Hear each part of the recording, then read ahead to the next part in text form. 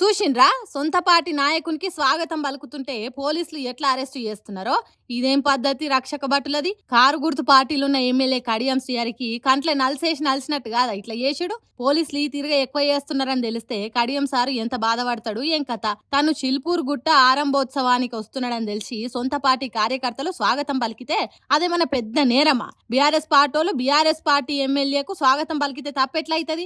ఆవగింజంత అవగాహన లేనట్టే చేస్తున్నారు పోలీసులు. ఇట్లా స్వాగతం పలికేతానికి వచ్చిన వాళ్ళని కాదు, మాజీ ఎమ్మెల్యే తాటికొండ రాజయ్యను కూడా అరెస్ట్ చేసిండ్రు.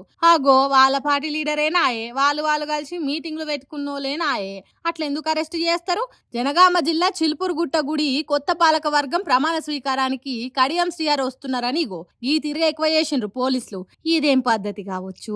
ఈ ముచ్చట స్పీకర్ గడ్డం ప్రసాద్ సార్కు తెలిస్తే పోలీసులదే తప్ప అంటాడు కావచ్చు. మరి లేకుంటే ఏంది? బీఆర్ఎస్ పార్టీలకు స్వాగతం పలుకుతారు, దండం పెట్టి దండలేస్తారు, వద్దనతానికి నడుమిట్లా ఈ పోలీస్ లెవెల్ అన్నట్టు కోపం చేస్తాడు కావచ్చు కదా.